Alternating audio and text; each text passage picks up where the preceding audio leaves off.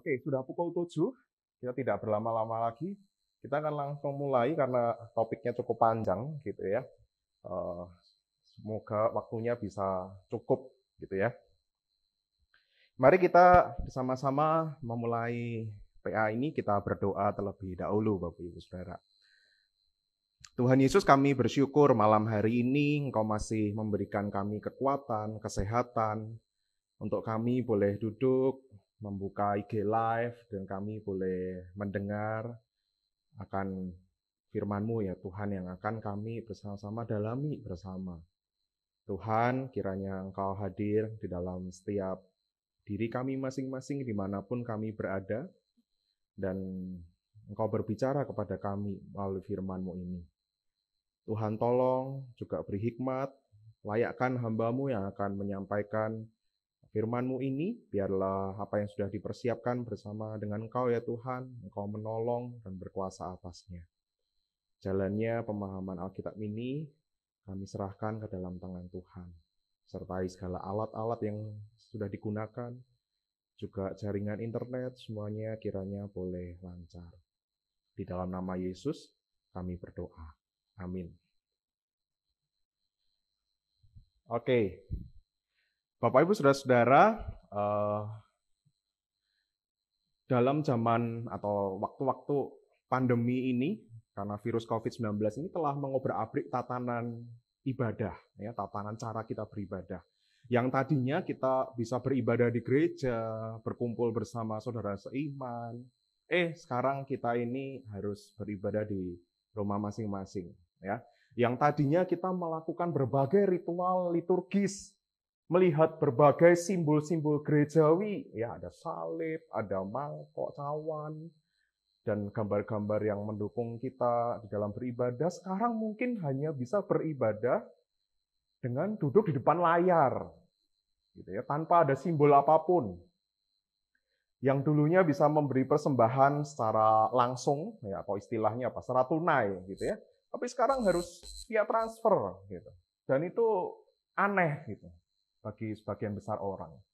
Lalu pertanyaan banyak bermunculan. Kalau saya singkat pertanyaannya seperti ini, apakah cara ibadah yang baru ini itu berkenan nggak sih di hadapan Tuhan? Dosa nggak sih? Gitu ya. Benar nggak di hadapan Tuhan? Nah, malam hari ini melalui pendalaman Alkitab, saudara-saudara, di Yohanes 4 ini kiranya menjadi topik yang relevan bagi kita bersama-sama di dalam memahami konsep tentang penyembahan, ya, khususnya dalam konteks ibadah di era pandemik ini yang akan ada banyak sekali perubahan. Nah, di Yohanes 4 ini Yesus mengajarkan banyak hal dan secara khusus mengajarkan tentang ibadah itu sendiri, bagaimana kita menyembah Tuhan, dan Yesus mengubah satu paradigma yang lama dan membawa sesuatu yang baru bagi kita. Mari kita bersama-sama buka, saudara-saudara, Yohanes 4. Ya. Kita buka Yohanes 4. Kita akan baca bagian per bagian. Saya harap Bapak Ibu dapat mengikutinya. Ya. Saya akan baca dari ayat 1 hingga yang keempat terlebih dahulu. Ketika Tuhan Yesus mengetahui bahwa orang-orang Farisi telah mendengar bahwa ia memperoleh dan membaptis murid lebih banyak daripada Yohanes, meskipun Yesus sendiri tidak membaptis, melainkan murid-muridnya. Ia pun meninggalkan Yudea dan kembali lagi ke Galilea. Ia harus melintasi daerah Samaria. Saudara, percakapan dengan perempuan Samaria ini dilatar belakangi oleh 4 ayat ini. Ya, ketika itu Yesus sudah mulai terkenal, sudah mulai pamor, eksis. Dan orang-orang Farisi mulai merasa insecure, tidak nyaman dengan keberadaan Yesus. Nah, di ayat yang pertama dikatakan bahwa orang Farisi itu mendengar, saya istilahkan ada isu, gitu, bahwa Yesus memperoleh dan membaptis lebih banyak orang daripada Yohanes. Nah, di ayat yang kedua, langsung penulis memberikan catatan koreksi, ya, dari isu yang didengar oleh orang-orang Farisi. Apa yang benar, saudara-saudara? Benar bahwa Yesus itu mempunyai pengikut, tetapi Yesus tidak membaptis. Nah, yang membaptis siapa? Yang membaptis ya murid-muridnya. Kenapa demikian, saudara-saudara? Karena Yesus itu tidak membaptis dengan air, Tetapi kita tahu Yesus itu membaptis dengan Roh Kudus. Di mana kita bisa tahu, nanti Bapak Ibu Saudara-saudara bisa melihat di Yohanes 1 ayat yang ke-33. Di situ Allah sendiri berkata bahwa Yesus itu nanti kelak akan membaptis dengan Roh Kudus, bukan dengan air. Nah, saudara-saudara mendengar isu miring tersebut, Yesus itu memutuskan untuk segera pergi dari Yudea. Ya. Yesus bukannya takut untuk menghadapi isu itu, enggak, bukannya takut, tetapi belum saatnya bagi Yesus untuk dalam tanda kutip saya bilang membuat keributan di tanah Yudea. Ya.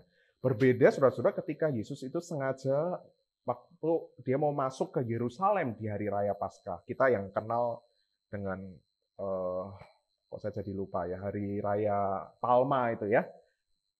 Dia dengan terang-terangan membuat dirinya semakin dikenal banyak orang pada waktu itu. Karena itulah saatnya. Tetapi di bagian firman ini itu belum saatnya. Nah, saudara-saudara, akhirnya Yesus itu pergi ke Galilea melalui Samaria. Perjalanan dari Yudea ke Galilea itu dapat ditempuh melalui beberapa jalur, saudara-saudara.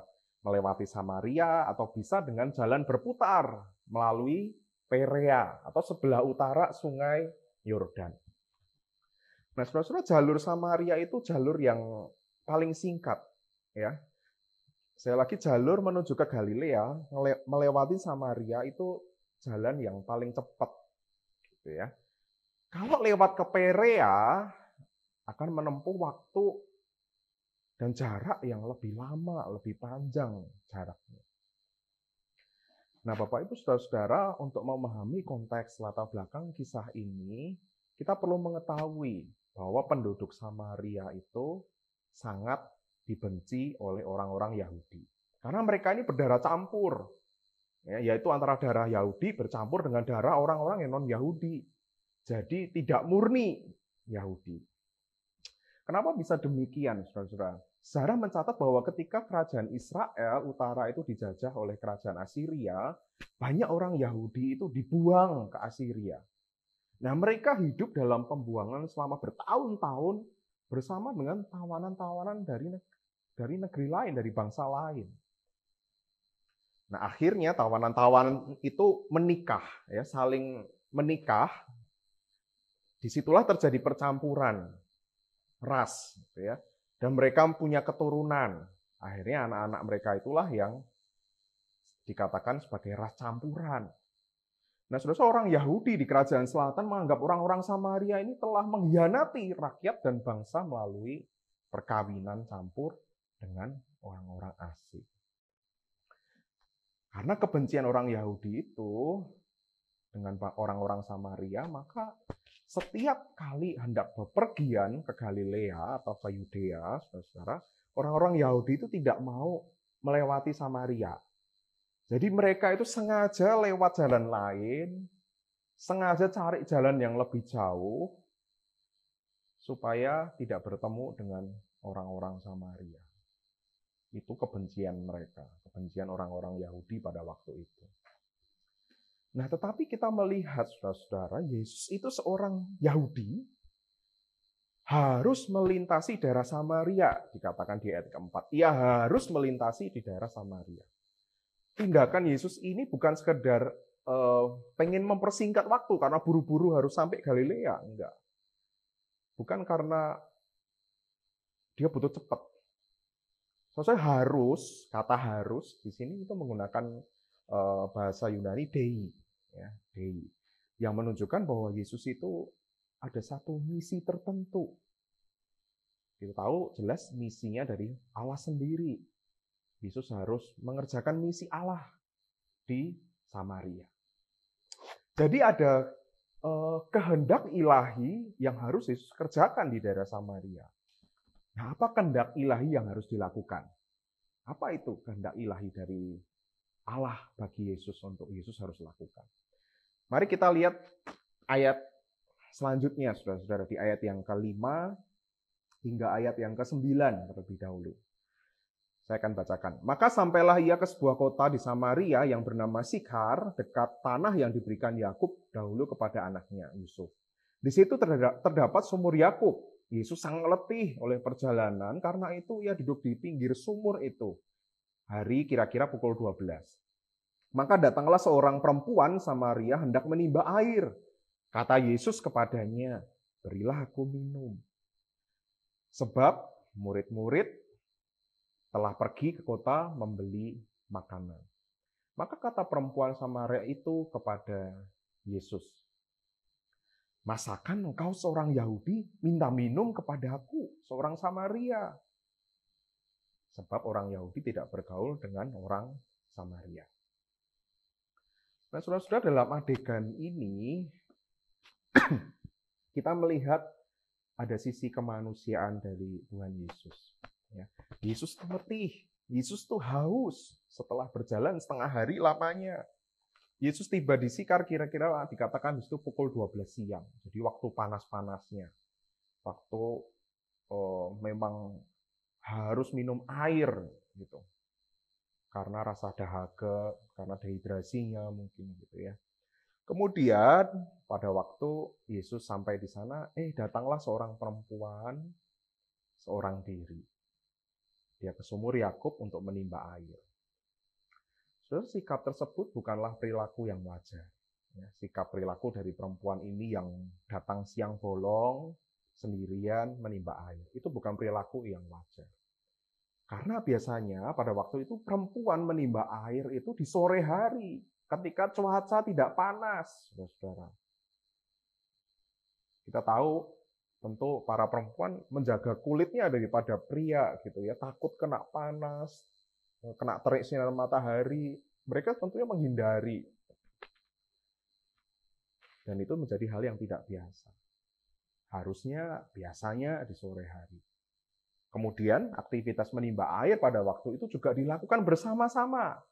Jadi bukan hanya sendiri, tetapi bergerombol dengan beberapa wanita yang lain, beberapa perempuan yang lain. Tapi ini perempuan ini pergi sendiri. Bukan karena apa? Sekarang ini physical distancing. Harus gantian gitu ya. Atau karena PSBB pada waktu itu enggak. Jadi kenapa perempuan ini pergi sendirian, saudara-saudara?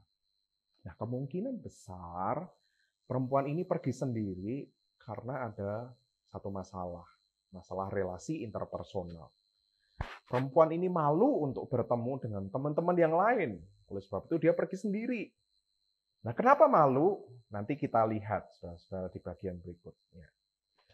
Nah, saudara-saudara, ketika Yesus berdua dengan perempuan itu, Yesus membuka topik pembicaraan dengan perempuan itu, ya, yaitu dengan meminta air. Berilah aku minum. Saudara, dalam hal ini Yesus bukan sekedar ya tujuannya minta minum, bukan sekedar pengen minum, bukan sekedar hal-hal yang lain, tetapi ada satu tujuan yang ingin Yesus capai. Nah, kemudian perempuan tersebut merespon, ya, bukan menjawab boleh atau tidak, memberi minum atau tidak memberi minum, enggak. Tetapi perempuan ini meresponi dengan keheranan. Dan ia berkata, engkau orang Yahudi, kok minta minum sama orang Samaria? Saudara, perempuan ini heran karena orang Yahudi itu harusnya atau biasanya pada waktu itu membangun permusuhan. Seperti yang saya jelaskan tadi sejarahnya. Sedangkan Yesus di sini sebagai orang Yahudi justru membangun komunikasi persahabatan kepada perempuan ini dengan meminta air minum. Nah, saudara, Yesus kemudian memperluas pembicaraan tentang air, ya, tentang topik air ini di ayat yang selanjutnya. Kita lihat ayat ke-10 hingga ayat yang ke-15. Jawab Yesus kepadanya, jikalau engkau tahu tentang karunia Allah dan siapakah dia yang berkata kepadamu, berilah aku minum, niscaya engkau telah meminta kepadanya dan ia telah memberikan kepadamu air hidup. Kata perempuan itu kepadanya, Tuhan, engkau tidak punya timba dan sumur ini amat dalam. Dari manakah engkau memperoleh air hidup itu? Adakah engkau lebih besar dari bapa kami Yakub yang memberikan sumur ini kepada kami dan yang telah minum sendiri dari dalamnya ia serta anak-anaknya dan ternaknya. Sebab Yesus kepadanya, barang siapa minum air ini, ia tidak akan haus lagi.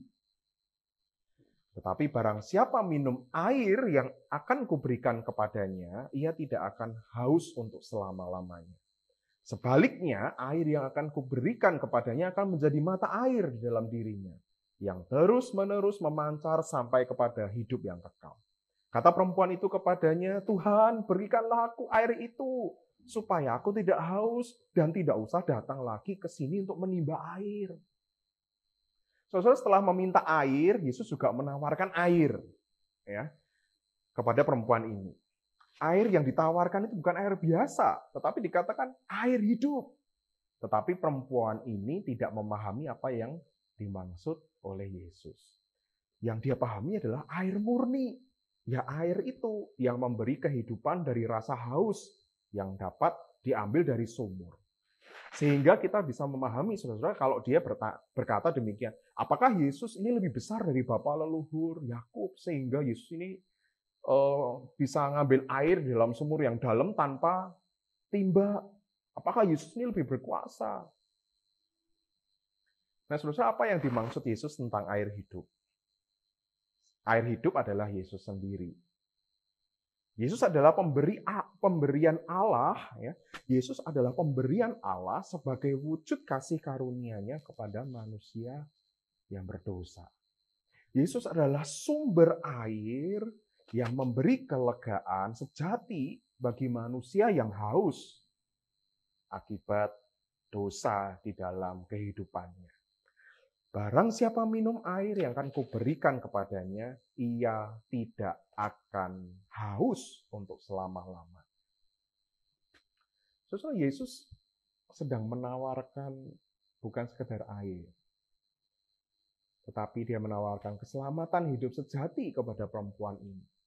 Jika perempuan ini mau menerimanya, maka ia tidak akan haus lagi selama-lamanya. Itu berarti ia tidak lagi hidup dalam penghukuman dosa, tetapi ia telah menerima hidup yang kekal. Sang air hidup akan menjadi bagian di dalam hidupnya. Sebagai mata air kehidupan yang terus-menerus mengalir, terus-menerus memancar. Sehingga perempuan ini tidak haus lagi.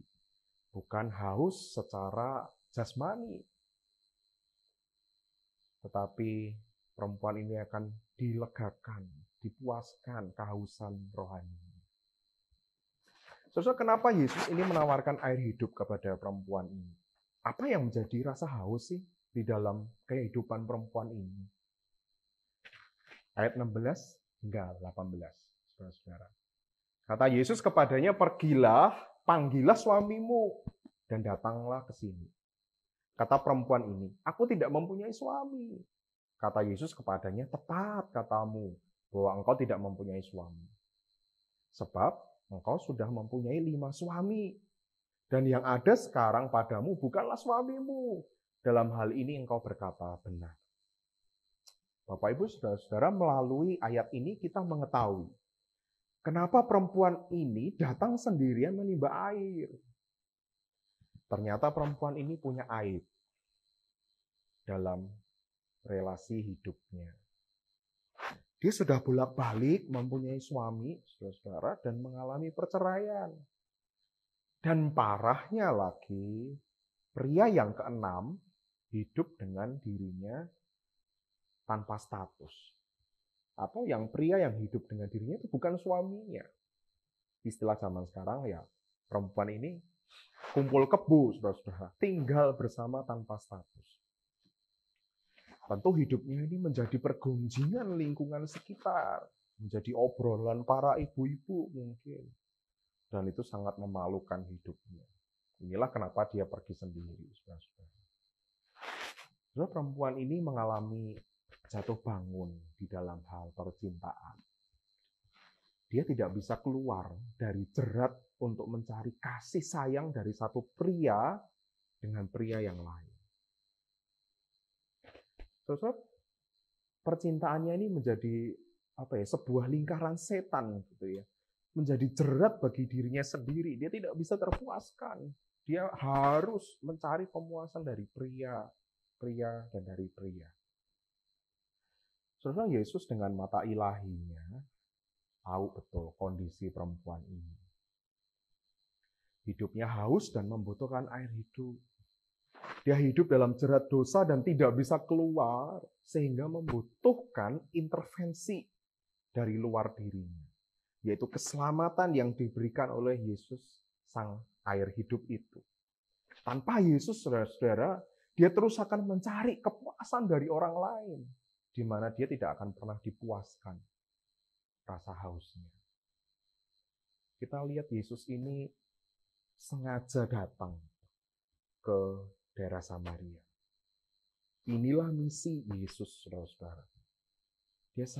Dia tahu bahwa di sana ada seorang perempuan yang membutuhkan air yang hidup itu. Saudara, hanya Yesus sang sumber air hidup yang sanggup untuk memuaskan perempuan tersebut.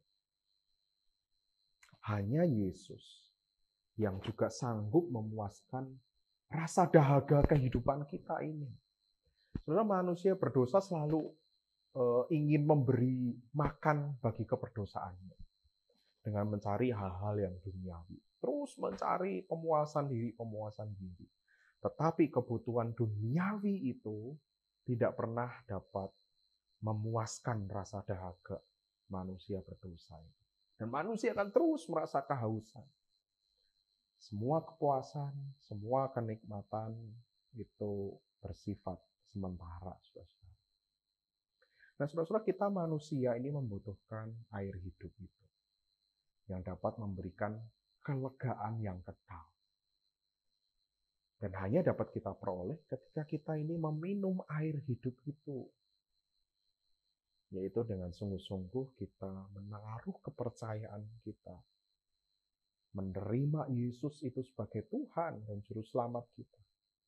Dan ketika kita percaya kepada Yesus, Roh Kudus itu akan dicurahkan, saudara-saudara, menjadi mata air kehidupan yang akan terus-menerus mengalir, memberikan kehidupan demi kehidupan hingga kelak di hari yang kehidupan akhir, di dalam kekekalan itu.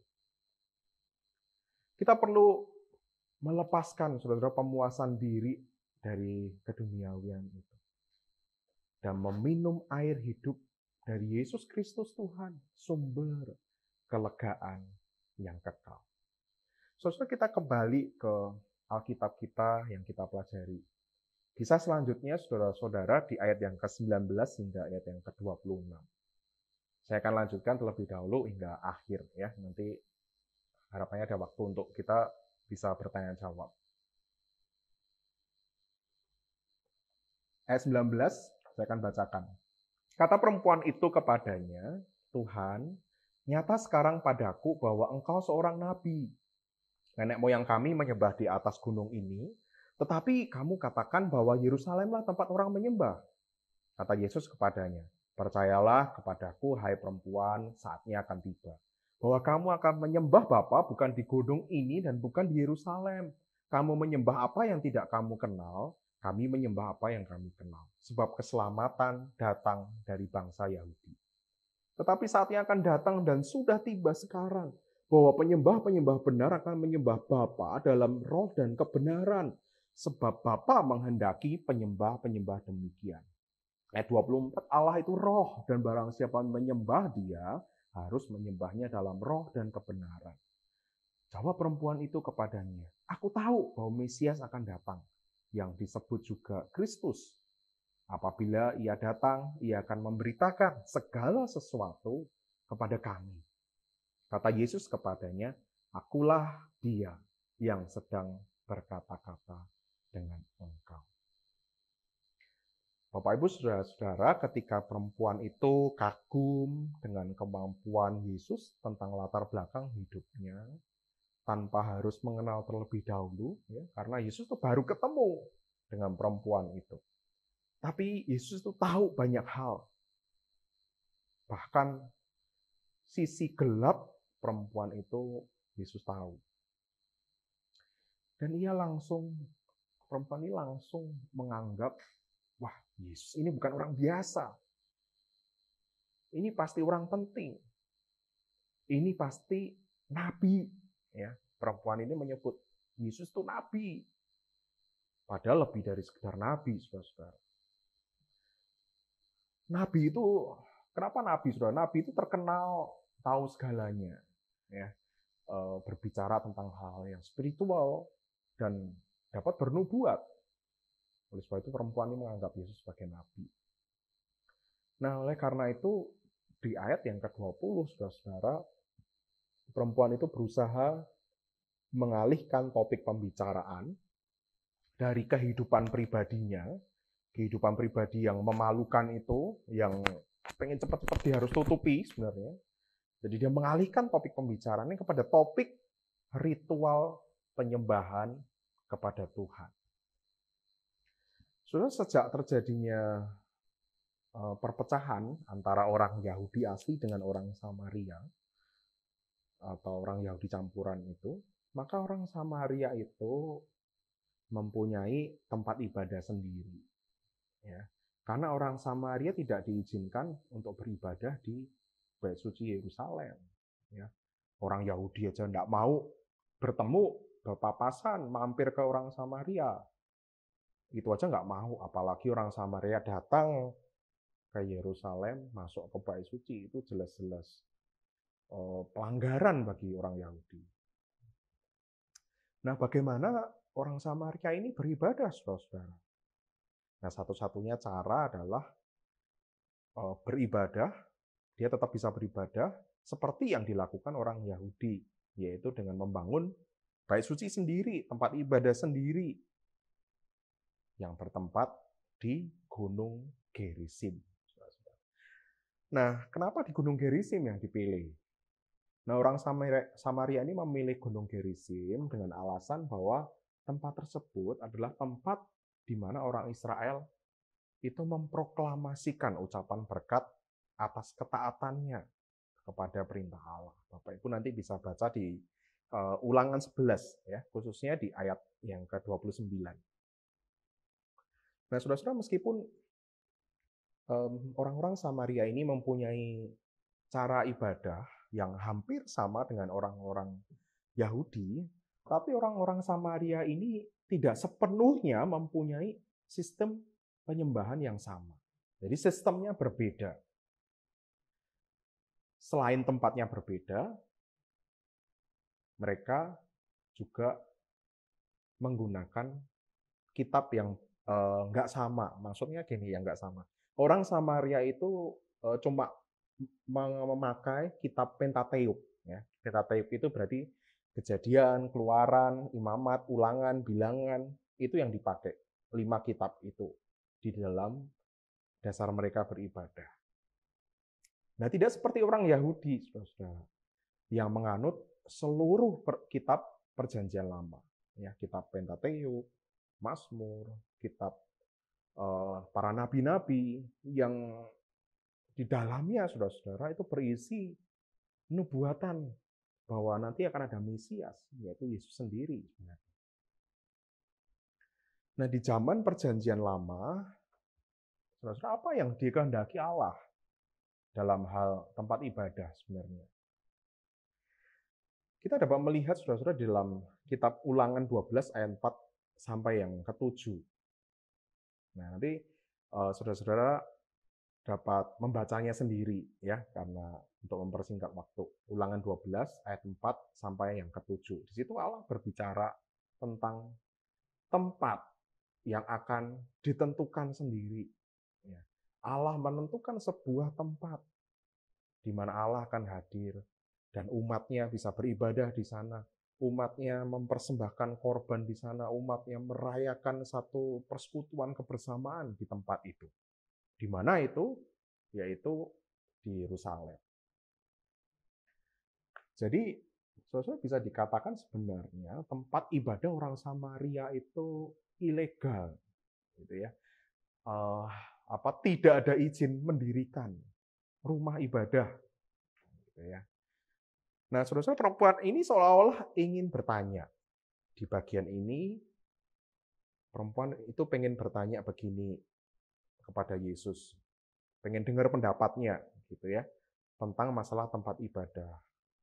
Yesus, menurutmu sebagai seorang nabi, tempat ibadah mana sih yang benar? Tempat ibadahnya orang Yahudi atau tempat ibadahnya orang Samaria? Jadi perempuan Samaria ini tidak berbicara lagi tentang personal dirinya, tetapi dia mewakili orang-orang Samaria, gitu ya. Lalu Tuhan Yesus berpendapat, saudara-saudara, ya.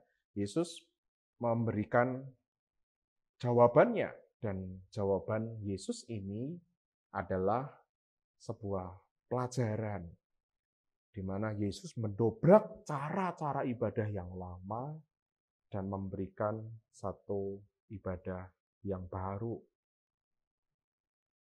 Yang pertama, Bapak Ibu Saudara-saudara, dikatakan kamu akan menyembah Bapa bukan di gunung ini dan bukan juga di Yerusalem. Saudara, Yesus ingin berkata bahwa penyembahan kepada Tuhan Allah itu bukan lagi soal tempat. Yerusalem dan Gunung Gerizim tidak lagi menjadi tempat yang benar untuk menyembah Tuhan. Lalu di mana, saudara-saudara? Kita lihat pengajaran selanjutnya.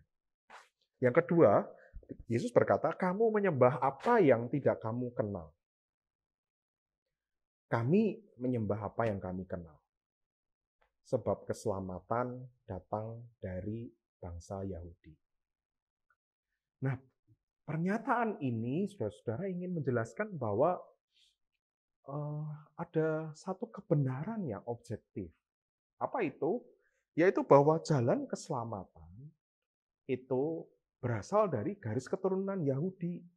Yesus mengakui memang dari garis keturunan Yahudi, bukan dari bangsa lain, bukan dari yang berdarah campuran, tetapi dari Yahudi, dari keturunan orang Yahudi.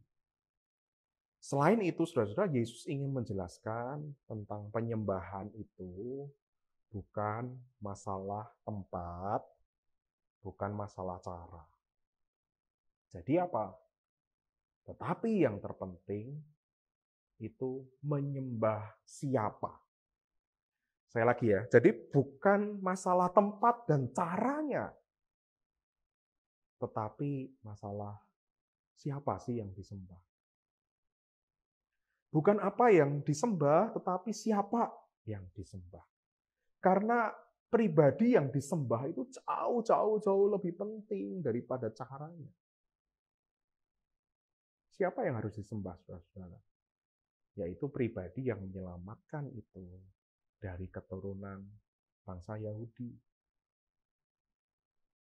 Yang ketiga, saudara-saudara, Yesus berkata, penyembah-penyembah benar akan menyembah Bapa dalam roh dan kebenaran.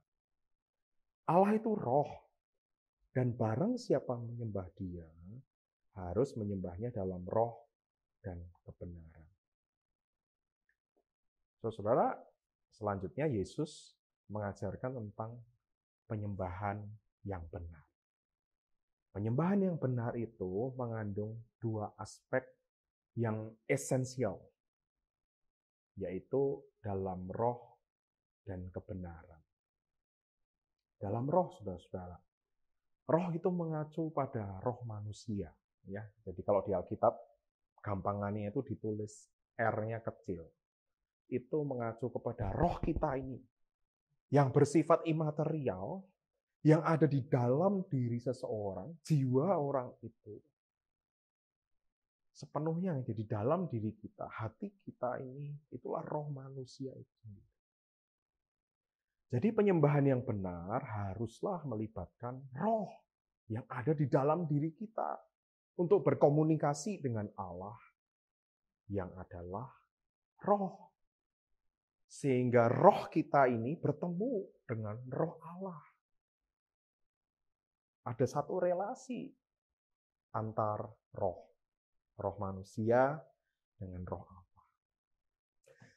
Sejak kita, saudara-saudara, menerima sang air hidup itu, roh kita ini dihidupkan.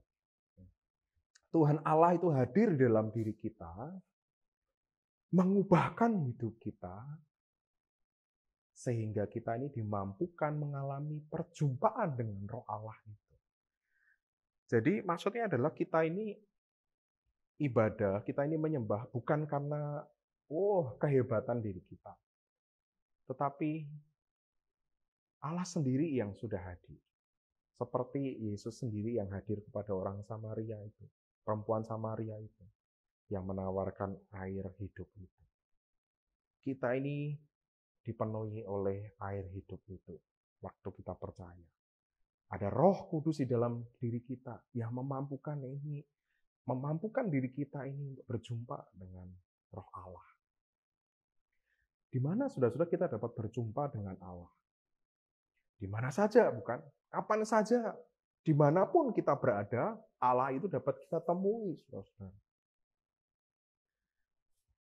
Yang perlu kita lakukan adalah tentu kita sebagai manusia ini mengarahkan hati dan pikiran kita. Sungguh-sungguh berfokus menyadari akan kehadiran Allah di tempat kita sedang beribadah, di tempat kita sedang menyembah Tuhan. Hati dan pikiran kita sungguh-sungguh kita arahkan kepada Tuhan, Roh Allah. Bukan sibuk mempermasalahkan tempat, tatanan ibadah, suara pemimpin pujian, ada paduan suaranya atau tidak, atau yang lain. Tetapi cukup dengan roh kita yang sungguh-sungguh haus, rindu, datang kepada pribadi Tuhan.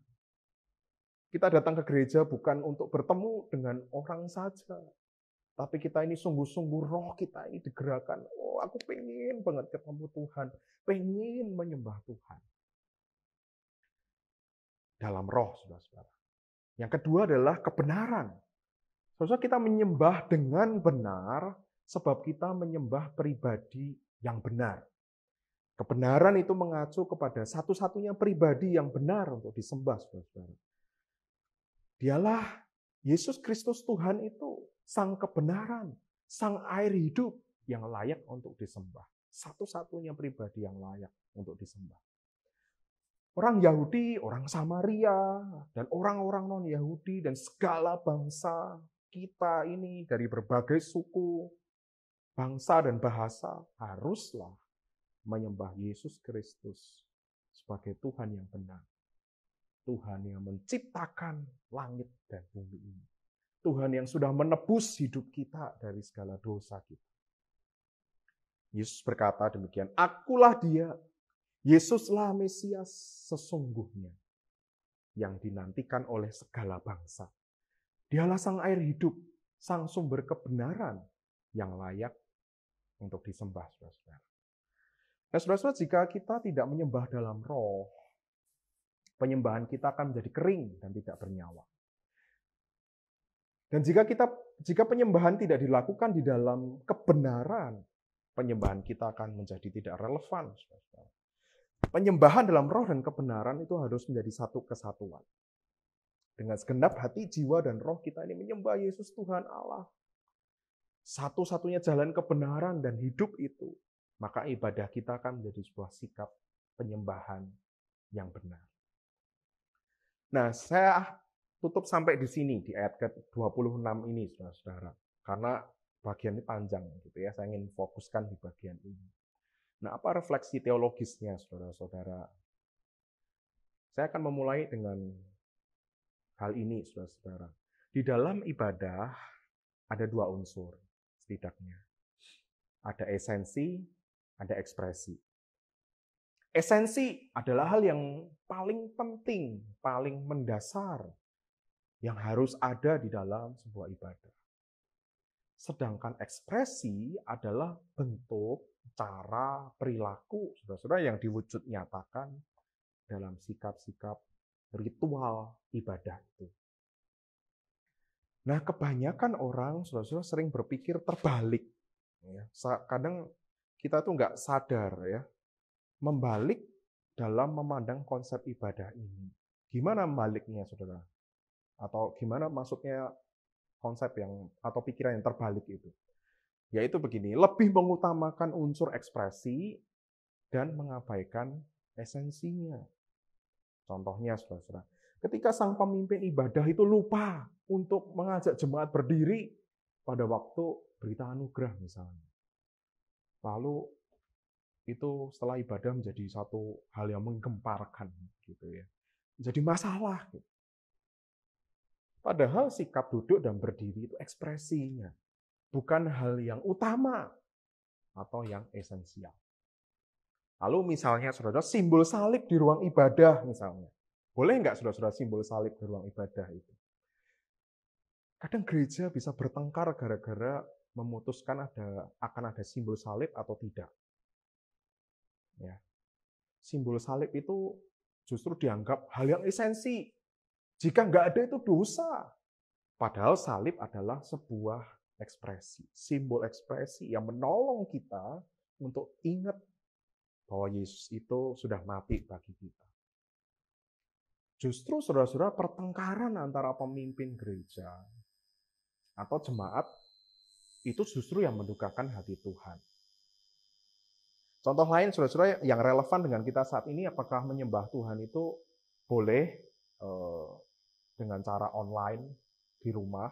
Apakah Tuhan berkenan saudara-saudara? Dan di sini Yesus berkata di firman ini, bukan Yerusalem, bukan Gerizim, bukan di gedung gereja, bukan di rumah. Bukan berarti di gedung gereja itu benar bahwa kita ini suci kalau ibadah di gereja. Dan ibadah di rumah itu salah. Bukan masalah tempat, tetapi dimanapun kita bisa menyembah Tuhan. Asalkan roh kita ini sungguh-sungguh berfokus menyembah Sang sumber kebenaran itu. Yesus Tuhan itu. Ingatlah bahwa di dalam diri kita ini sudah ada air hidup. Roh Kudus sudah dekat di dalam diri kita. Saudara, kita perlu memikirkan ulang akan ibadah kita. Apakah kita ini berkutat kepada hal yang ekspresi, terus berfokus pada ekspresinya, atau kita ini sudah berfokus mulai membangun hal-hal yang esensial, atau saya katakan hal yang spiritual itu, yang utama, yang paling penting. Saudara, apakah kita ini masih mementingkan hal yang bersifat ritualnya, cara-cara ibadah yang terus setiap hari kita lakukan? Atau kita ini sudah mengarahkan hidup kita sepenuhnya untuk belajar menikmati penyembahan dalam roh dan kebenaran itu. Sehingga kita tidak hanya menjadi makhluk yang ritual, saudara, tetapi kita ini bisa menjadi makhluk yang spiritual. Ya, sekali lagi, kita harusnya menjadi makhluk yang ritual, bukan hanya menjadi makhluk yang ritual dengan cara-cara yang ada melakukan setiap ibadah kita lakukan, tetapi kita harusnya menjadi makhluk yang spiritual, menjadi makhluk yang spiritual, yang dipenuhi dengan roh Allah itu sendiri di dalam melakukan ritual ibadah itu. Terus saya tutup dengan Hosea 6 ayat 6. Sebab aku menyukai kasih setia dan bukan korban sembelihan. Sekali lagi ya, Hosea 6 ayat 6. Sebab aku menyukai kasih setia dan bukan korban sembelihan, dan menyukai pengenalan akan Allah lebih daripada korban-korban bakaran. Ini perkataan Allah sendiri. Saudara, dia Tuhan yang tidak lebih memilih melihat kita ini mengenal Allah dengan sungguh-sungguh. Tuhan itu lebih memilih melihat umatnya itu sungguh-sungguh mengasihi dengan segenap hati, jiwa, dan kekuatannya. Tuhan lebih memilih roh kita yang menyembah Allah daripada kita mementingkan hal-hal ritual ibadah itu. Ini esensi kita dalam beribadah, saudara-saudara. Kalau kita ini bisa mengutamakan dan menghidupi esensi ibadah itu, maka ekspresi penyembahan kita akan bertumbuh ke arah yang lebih baik. Esensi kita hidupkan, esensi menjadi yang utama, esensi itu kita hidupi, kita bangun dengan baik, menjadi sebuah penyembahan yang spiritualitas. Maka ekspresi itu akan dengan sendirinya bertumbuh ke arah yang baik. Saudara, arahkan roh kita sepenuhnya berfokus kepada Tuhan. Maka ibadah yang spiritual itu, yang diperkenan Tuhan, akan terjadi di dalam kehidupan penyembahan saudara. Oke, demikianlah saudara-saudara pemaparan pemahaman Alkitab pada malam hari ini. Apakah ada tanggapan Bapak Ibu saudara-saudara?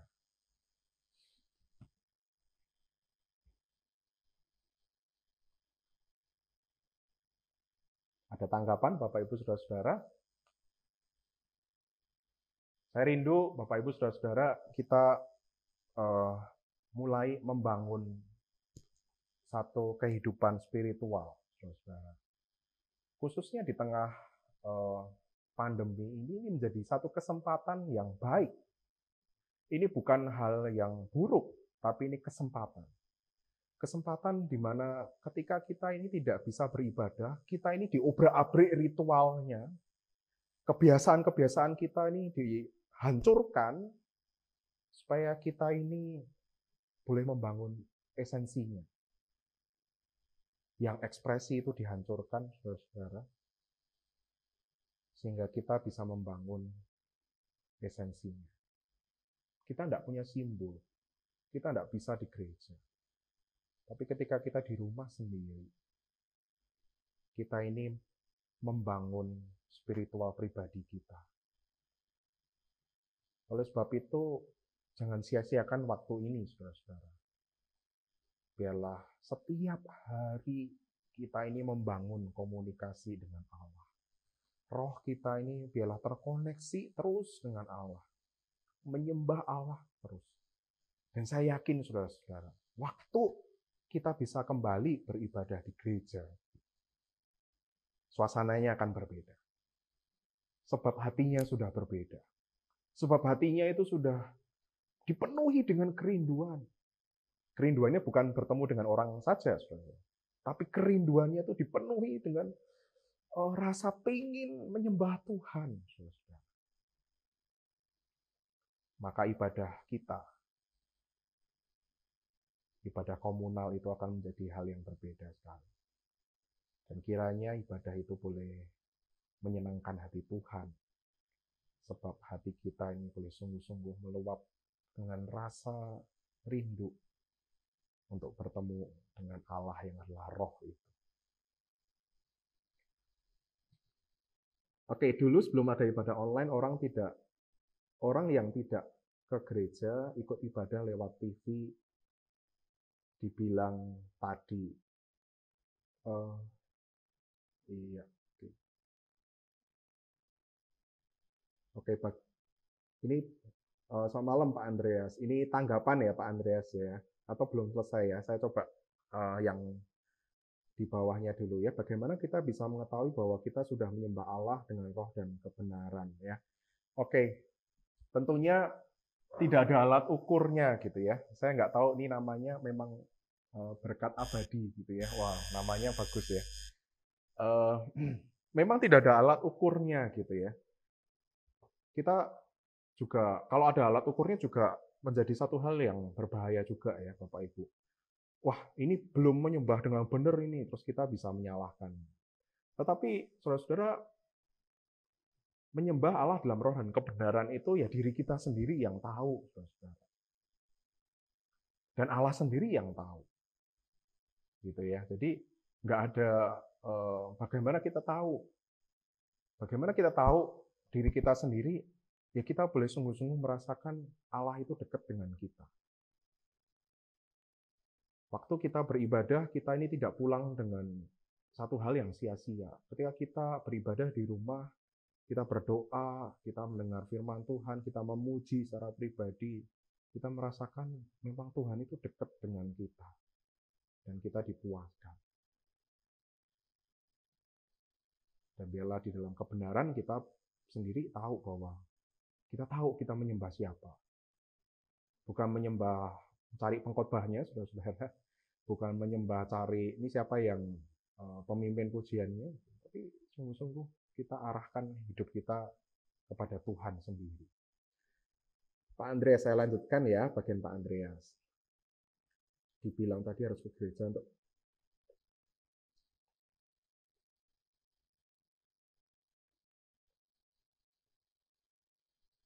dulu sebelum ada ibadah online orang tidak ke gereja, ikut ibadah lewat TV. Dibilang tadi harus ke gereja untuk bersekutu dengan jemaat lainnya. Maaf Pak Andreas, saya kurang memahami ya pertanyaannya. Mohon maaf sebelumnya. dalam hal bersekutu kita memang mau tidak mau ya harus ada perjumpaan gitu ya. Kalau sekarang perjumpaannya lewat Zoom meeting gitu. Tapi memang di gereja bertemu itu satu hal yang efektif.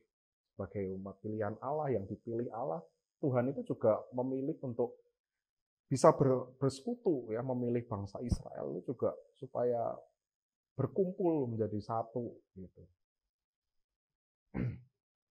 Memang gereja adalah tempat untuk bersekutu, saudara-saudara.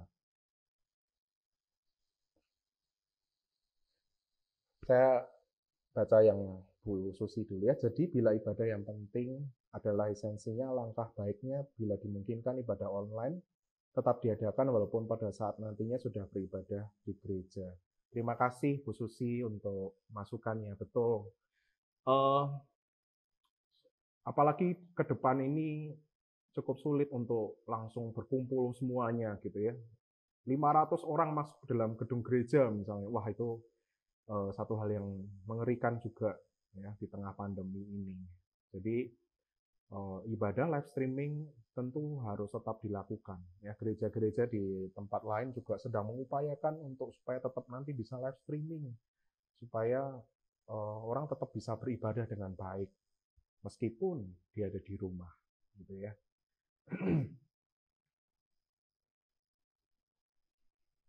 Iya, Bapak Ibu Saudara-saudara, sebentar lagi sekitar 3 menit lagi IG Live akan off sendiri gitu ya. Terima kasih untuk Bapak Ibu yang sudah hadir di dalam pemahaman Alkitab pada malam hari ini. Kiranya kita boleh bersama-sama diberkati melalui firman Tuhan ini. Kita bisa memahami apa yang Tuhan ajarkan kepada kita. Sekali lagi saya rindu setiap jemaat GKI Ngagel tempat saya melayani. Saya rindu kita ini boleh sama-sama membangun kehidupan spiritual.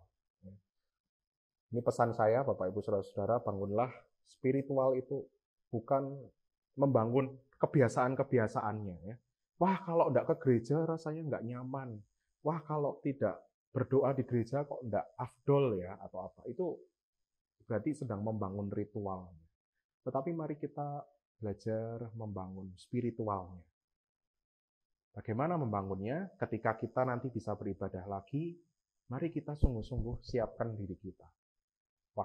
Ada waktu bersaat teduh, biarlah kita sungguh-sungguh berteduh.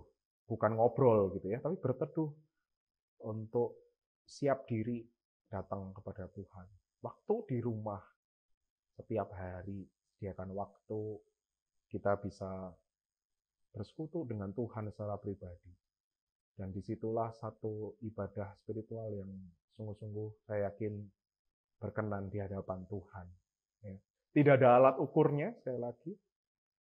Tetapi kita tahu sendiri, seberapa rindu kita tahu sendiri. Seberapa haus kita butuh Tuhan. Kita itu diri kita yang tahu. Sekian pemahaman Alkitab pada malam hari ini. Terima kasih sudah hadir. Mohon maaf, mungkin ada beberapa hal yang belum saya tanggapi. Mari bersama-sama Bapak Ibu Saudara kita mengakhiri pemahaman Alkitab pada malam hari ini. Kita berdoa. Bapak bersyukur Tuhan Engkau selalu hadir dimanapun kami berada. Kami percaya ketika kami sungguh-sungguh menerima Engkau Yesus sebagai Tuhan dan Juru Selamat kami yang hidup. Air yang hidup itu hadir di dalam diri kami. Air yang hidup itu melegakan rasa dahaga, rasa haus kami. Terima kasih Tuhan. Dan kami rindu sebagai anak-anak-Mu, rindu untuk menyembah Engkau. Kami rindu ya Tuhan untuk terus menyadari bahwa Tuhan itu ada bersama dengan kami. Kami rindu Tuhan, roh kami itu boleh berkomunikasi sungguh-sungguh kepada Engkau ya Tuhan, sebagai Allah roh itu. Perkenan kami ya Tuhan. Bila Engkau menjumpai kami dimanapun kami berada. Sebab kami sadar Tuhan, bahwa bukan kuat gagah kami, tetapi karena Engkau sendiri yang mau hadir menyatakan kasih karunia-Mu bagi kami. Terima kasih Tuhan, bila kami rindu terus menyembah Engkau di dalam roh dan kebenaran. Di dalam nama Yesus Kristus kami berdoa. Amin. Selamat malam Bapak Ibu Saudara-saudara, sampai jumpa di lain kesempatan di PA-PA selanjutnya. Saya mengingatkan besok ada acara bersama kita bisa ya, bersama dengan seorang pramugari gitu ya. Kita akan sama-sama belajar pergumulan hidup seorang pramugari khususnya di tengah pandemik ini. Besok malam hari Jumat pukul 7 Bapak Ibu dapat hadir di IG Live pada pukul 7. Terima kasih, Tuhan memberkati Bapak Ibu Saudara-saudara sekalian.